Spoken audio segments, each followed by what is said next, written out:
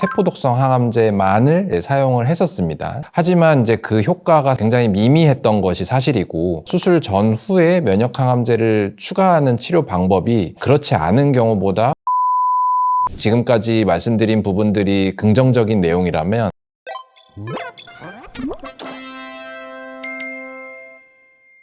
안녕하세요. 폐암학회 유튜브 채널 폐암 무엇이든 물어보세요입니다. 요즘 폐암의 치료 약제가 나날이 발전하고 있는 가운데 재발 없이 완치를 하기 위한 노력이 점점 더 높아져 가고 있습니다. 이번 시간에는 요즘 각각 맞는 면역항암제를 수술 전후에 어떻게 사용할 수 있는지, 그리고 효과가 얼마 정도 있는지에 대해서 알아보고자 합니다. 교수님, 자기소개 부탁드립니다. 안녕하세요. 저는 가천대 길병원 종양내과에서 진료를 하고 있는 조장호라고 합니다. 귀한 자리에 초대해 주셔서 대단히 감사드립니다. 조기 폐암에 대한 완치율을 높이고자 하는 노력이 점점 더 주목받고 있는 것 같습니다. 폐암에서는 수술이 가장 중요한 치료라고 할 수 있는데요. 조기 폐암에서도 수술 전후 항암 치료가 필요한 걸까요? 조기 폐암이라고 하더라도 이제 수술 후에 저희가 가장 걱정스러운 거는 이제 재발하는 경우가 가장 걱정스러운데요. 이런 것들이 아직도 암으로 인한 사망 원인에서 이제 폐암으로 인한 사망률이 높은 이유라고 할 수가 있겠습니다. 5년 생존율을 저희가 흔히 얘기하는데, 이제 5년 생존율이 폐암 2기만 되더라도 50에서 60%로 낮아지고, 3기인 경우에는 이제 10에서 30%까지 낮아지는, 폐암은 예후가 매우 불량한 암이기 때문에 이러한 재발률과 생존율을 높이고자 하는 노력으로 수술 전후에 항암 치료를 하는 것이 예전부터 시행이 되어져 왔습니다. 어쨌든 폐암에서 가장 중요한 치료는 수술적으로 제거를 하는 거고, 수술하고 나서도 재발하는 경우들이 있으니까 재발률을 낮추려고 수술 전후에 항암 치료를 하게 됩니다. 그러면은 어떤 경우에 수술 전에 항암 치료를 하고 또 어떤 경우에 수술 후에 항암 치료를 하게 될까요? 네, 저희가 수술 후에 하는 항암 치료를 보조 항암요법이라고 부르는데, 이는 수술 후에 발생하는 이제 재발의 확률을 줄이고자 이제 일정 기간 동안 시행하는 항암 치료입니다. 그리고 수술 전에 하는 항암 치료는 선행 항암요법이라고 부르는데, 이는 수술 전에 발생할 수 있는 미세 전이를 방지하고 종양의 크기 또 병기를 줄임으로써 수술 후에 치료 결과를 이제 더 좋게 만드는 목적을 가진 치료가 되겠습니다. 요즘에는 면역항암제라는 이제 약제가 새로이 등장하면서 이 수술 전과 수술 후에 모두 이 항암 치료를 시행하고자 하는 움직임이 점차 많이 시행되고 있습니다. 수술 전 항암이 최근에 더 각광받게 된 게 어떻게 보면 면역항암제가 나오면서 이렇게 된 거죠. 그러면 최근까지 나온 연구 결과 바탕으로 수술 전후의 면역항암제에 대한 좀 설명을 부탁드려도 될까요? 네. 현재 우리나라에서 허가되어 있는 약제를 기준으로 말씀드리면, 수술 전후에 이제 면역항암제 치료는 옵디보, 키트루다, 임핀지, 이 세 가지 약제가 허가가 되어 있습니다. 이들 전부 기존에 저희가 사용하던 세포독성 항암제와 같이 병합을 해가지고 수술 전 3사이클 혹은 4사이클을 치료를 하고, 수술 후에는 약 1년 정도 면역항암제 치료를 추가로 받는 그러한 스케줄이 되겠습니다.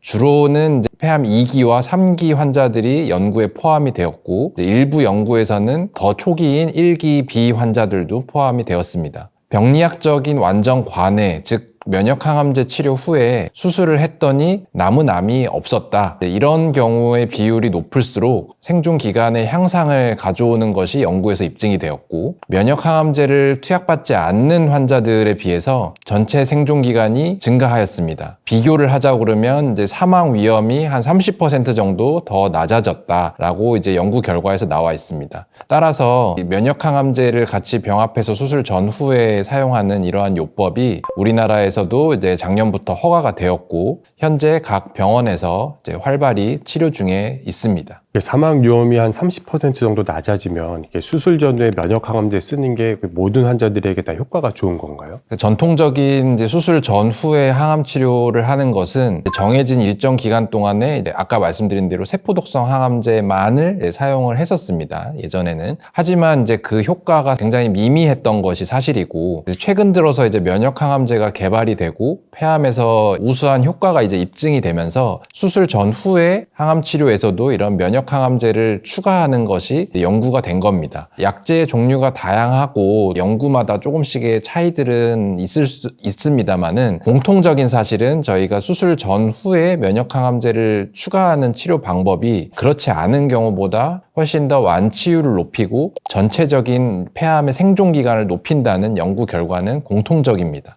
따라서 수술 전후에 이 면역항암제를 병합하는 치료의 이점은 명확하게 밝혀졌고, 지금까지 말씀드린 부분들이 긍정적인 내용이라면 모든 환자분들이 다 효과가 좋은 것이냐, 안타깝게도 이제 그렇지는 않습니다. 그래서 환자분들께서 담당하시는 이제 주치의 교수님들과 반드시 상의를 하셔서 결정을 하는 것이 꼭 필요하겠습니다. 그러면 주로 어떤 경우에 더 반응이 좋을지, 어떤 경우에 면역항암제가 크게 의미가 없을지 대략적으로 알 수 있는 방법이 있을까요? 지금 나와 있는 데이터들을 가지고 분석을 열심히 하고 있는데, 안타깝게도 어느 한 가지 포인트에서 명확히 어떤 환자에서 더 효과가 좋다라는 것이 확실하게 입증돼 있는 것은 아직까지는 없습니다. 그래서 앞서 말씀드렸듯이 작년에 이제 허가가 돼서 저희가 치료를 경험을 쌓아가고 있는 상황이고, 그러한 경험들이 이제 앞으로 쌓일수록 어떠한 환자분에서 더 강력히 권고를 할 수 있을지 그런 것들이 좀 더 명확해지지 않을까 싶습니다. 예, 그리고 이제 모든 치료가 그렇듯이 항상 장점만 있는 건 아니고, 수술 전에 면역항암제를 사용을 하는 것도 단점이 있을 수 있을 것 같은데, 환자분들이 선택할 때 어떤 점을 조심해야 될까요? 수술 전에 항암 치료를 할 때 있어서 조심해야 되는 것은, 아까 말씀드렸듯이 항암 치료의 반응이 모든 환자분들한테 무조건 효과가 좋은 것이 아니라는 것입니다. 그래서 면역항암제까지 병합을 해서 사용을 같이 함에도 불구하고 앞에서 시행되었던 여러 임상 연구들을 보면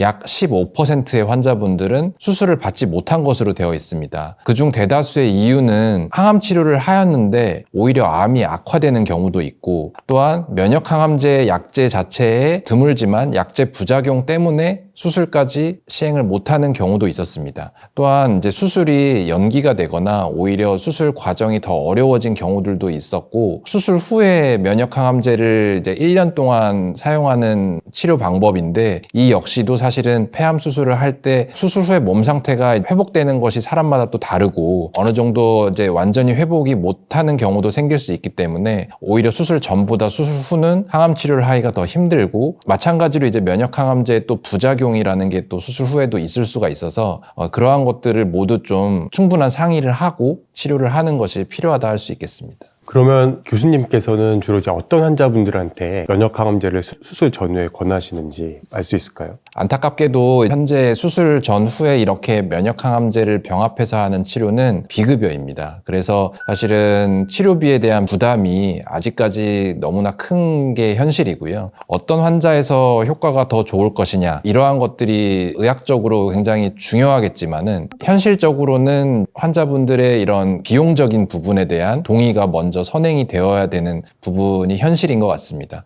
그래서 저 같은 경우는 비교적 이제 나이가 좀 젊으시고 퍼포먼스라고 얘기를 하는데, 일상 활동의 정도가 훨씬 더 좋으신 분들, 쉽게 설명드려서 몸 컨디션이 훨씬 더 좋으신 분들에 한해서, 특히나 이제 이거는 수술이 반드시 병합이 돼야 되기 때문에 다학제 진료를 할 때 수술하시는 흉부외과 교수님과 같이 상의를 해서 결정을 하고 있습니다. 이게 보험이 될 가능성은 있을까요? 현재 의료진을 비롯해서 이제 많은 보험 급여에 대한 목소리를 이제 내고 있고, 정부나 학회에서 이제 또 그런 목소리를 듣고 이제 대책들을 논의하고 계신 걸로 알고 있습니다. 그래서 이제 최근에 이제 부분급여라는 것이 시행이 돼서 면역항암제와 세포독성 항암제 중에서 면역항암제를 제외하고는 급여를 대거든요. 하지만 이제 절대적인 비용이 면역항암제 자체가 워낙 고가의 약이다 보니 이제 그런 것들이 저로서도 근시일 내에 빨리 좀 해결이 되기를 희망하는 바입니다. 그러면 수술 전후 면역항암제 앞으로 전망이 좀 어떨지 말씀 좀 부탁드리겠습니다. 네. 앞으로는 1년, 2년 지나면서 이제 경험이 더 많이 쌓이고 비용적인 문제까지도 접근이 더 쉬워진다고 한다면 훨씬 더 지금보다 많은 환자분들한테 이러한 수술 전후의 면역항암제의 효과를 이제 보실 수 있도록 치료를 할 수가 있겠습니다. 하지만 이제 앞서 말씀드렸듯이 이제 면역항암제 효과가 또 없는 환자분들도 일부 있기 때문에 그러한 환자분들의 치료를 또 극복하고자